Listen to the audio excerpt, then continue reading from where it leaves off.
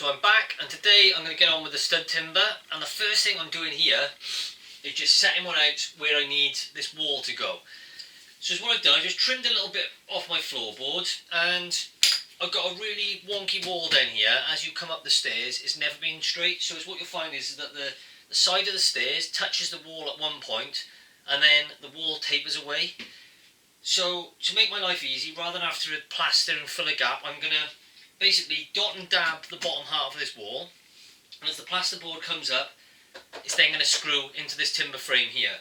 So I basically used the spirit level here, and I've lined that up with the outermost point of my wall, and where I know that high point is level, I brought the stud timber out to there, and that is bang on in line with the edge of my stairs here. So it means then by the time I dot and dab, come up, screw into this, which is going to be bang on level with the high point of the wall below, it means that then this one sheet of plasterboard will be lovely and straight, and it'll have a nice flat wall. And then there'll be a nice flat line then where it overlaps the timber on the stairs slightly with the plasterboard, so it'll be a 12mm over that, but it'll be nice and straight and in line with the timber.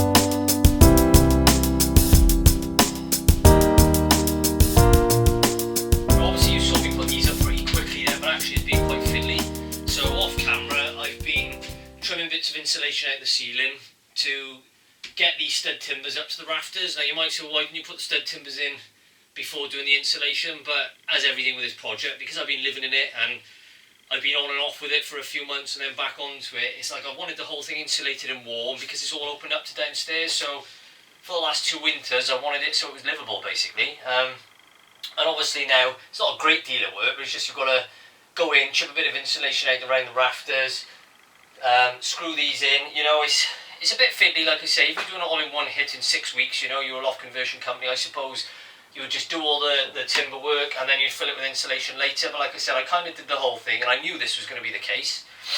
But I guess that's just one of those things if you try doing this sort of thing yourself. But now I've got these in, I'm going to do exactly the same thing on this side and round there at some point. And then really it's just a case of tidying up. It's a mess up here again now because I had to get insulation, and you know, I filled the back there with insulation. We've got to do the overboarding with that as well at some point. And I just make such a mess, you know. I thought I was done with that, but that was the reason I did all the insulation in one hit, really, because when you get it on, it's a complete mess. It's what I hate doing is, if I had to come up here now with sheets of insulation, now this all open up to the downstairs, you just get dust and mess everywhere. So for me, it's kind of trying to plan ahead what I need to do next, whilst thinking, well, I've got to live in this with my family. So you know, there's periods I come away from it, and in that time you just want to be able to leave it, go away and come back, not with dust blowing around the place or it'd be really cold. So, you know, touch wood, it's been pretty good so far. It just takes a bit more time doing it this way, I guess, but it's coming along.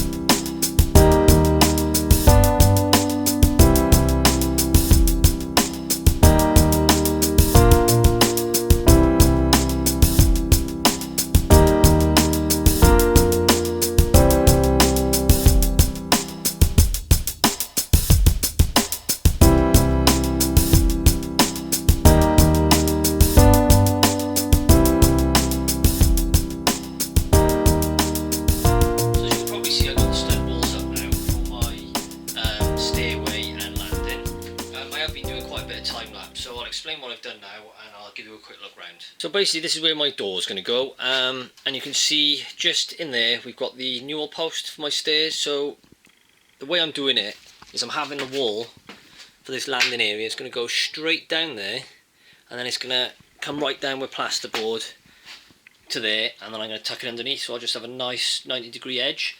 Then once I've got the plasterboard in, I may well have to plaster that first at some point, and then I'll finally do this handrail last, because the handrail's got to go over the top and it'll be a bit difficult plastering with the handrail in place. If we look up here, where I got my Velux window, I'm going to have like a sort of sloping windowsill. I'm going to have the plasterboard slotting underneath the Velux window there, that's the actual groove. And then that will just slope down this way. And what that'll do is project all the light down that way into your landing and your stairway. So the vertical spacing between the noggins, that was just about 60 centimetres. I sort of just tried to make it so you had even gaps between them, because the height of the ceiling obviously varies. And I've just offset them. Some people like to do them in a straight row, but if you offset them like this, it means you can get your drill and your driver through, so you can just pop the screws through. So you know, you've got screws there, and when you come around this side, you can see I've just screwed in there, and then when you come to this lower one, it means you can get your screws in there, and so on. So this is lovely and solid now. I did 2 straight lengths across the bottom, there and there, and it's what I did with those, a bit like I explained earlier with this wall. I've done it so that the plasterboard basically run down there, and then I can dot and dab it onto that wall so it's nice and flat. I did exactly the same with this. So if you look at this timber, it's slightly overhanging this, and I've used this basically as the exact square of the wall, so my plasterboard will come down there nicely and meet this, and then any bit in there that I need to pack out, I can just do that with a couple of spacers or a few shims, no problem at all, and then it'll all be hidden by the plasterboard in the end. So that's good. And I obviously had to leave enough gap by there between the post and this wall for the plasterboard. So again, if I show you my piece of plasterboard, you can see that just fits in there nicely. So the plaster will go right behind this post, so this bit of the post will be adjacent or flush with the plaster, and then obviously your handrail is set inwards a bit, so you've got enough room then to get your hand around the handrail. Before I started this project, I did go through different considerations, because what you could do is have had the stairs without a handrail basically, so it could have come straight up like that, and then on the side there you could have just built your own stud wall, so you could have just had a plasterboard wall down there, and then it's all you'd have to do to comply with building regs is actually secure a handrail on the inside of the wall. But again, for me, that makes it look a bit like a Holiday Inn. With this, if I walk around here and show you now the way I've done it, it means you've got all your spindles like this, so it actually makes a bit of a feature of your landing, in my view. You know, it's not for everyone, but personally I thought, well, if we're going to have a big set of stairs going on the landing, I may as well try and make it fit in with the rest of the house. If I just did plasterboard down there, which I commonly see with a little handrail on top, is, you know, really cheap, it does the job, but it doesn't look very good in my opinion. Because when you go down there now, you get this nice look of all the spindles. You come up, you've got the handrail, and it all sort of flows nicely with the rest of the house.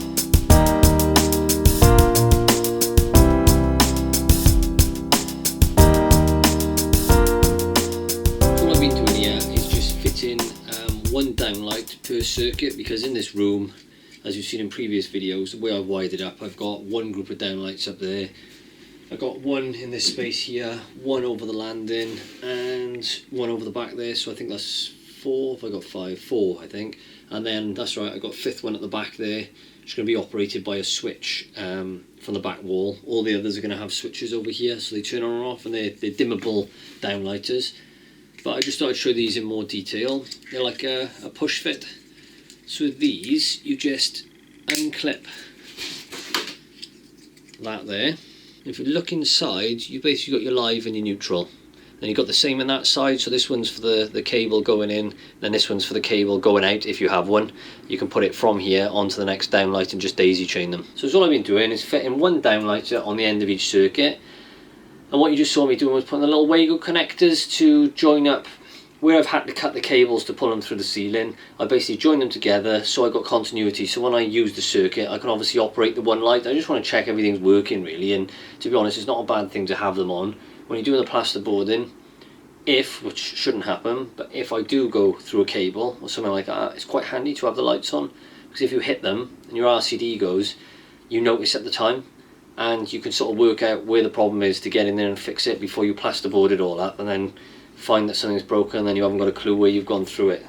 That's just from previous experience. But if you look like by here, where possible, I just pulled the cable down, wound it round and back up, and that means I don't have to put connector blocks on those obviously, but where it was a bit more difficult I just snipped the cable, and that's why I've been using the Wago connectors. But obviously when I put the lights on I can take off the Wagos and then just reuse those anyway. That's what I quite find those connector blocks useful for, to be honest. There's so many on the market now, and some which I would use over the Wago ones, but those are brilliant for temporary connections like that, because they got the little levers. Then when you're done with them, unclip them, put them back in the box and I can use them again. Same when you're doing sockets. If you're doing any chasing and say you're renovating a house and you just want to see if the sockets are working, you put your one socket on, you connect all the other cables up with those, then you can, when you're done, pop them back in the box and reuse them again.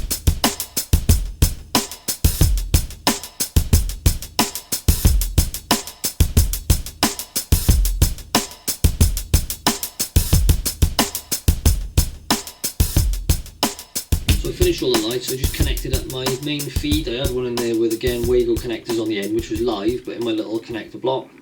So what I've done now is plugged in my next wire, which is the feed to all the others, so it's given the whole lot power, and I'll show you how it's all working. So if you look down here, this is all the wiring I did previously, and I basically wired everything up ready to go, and I just had this one feed here, and this is from the power downstairs, and it's actually on the same lighting circuit. This is downstairs, which is obviously the first floor of the house, rather than this one, which is the second. And then by just connecting this in now, that one there, it powers every other connector block in here. So if I want to disconnect the power up here, I can just unplug that again, and that can obviously make it safe if I want to leave it. But to be honest with you, I've got all the connector blocks on now, so in theory, before I tuck this away now, I'll go and test the lights, and they should be working. So here's my light switch. Just press that and we've got light. So that is this one behind me, so you can see that is the end light in this run, which is that one, and I've also got all of these ones in this dormer. They're all on the same circuit, so that's good.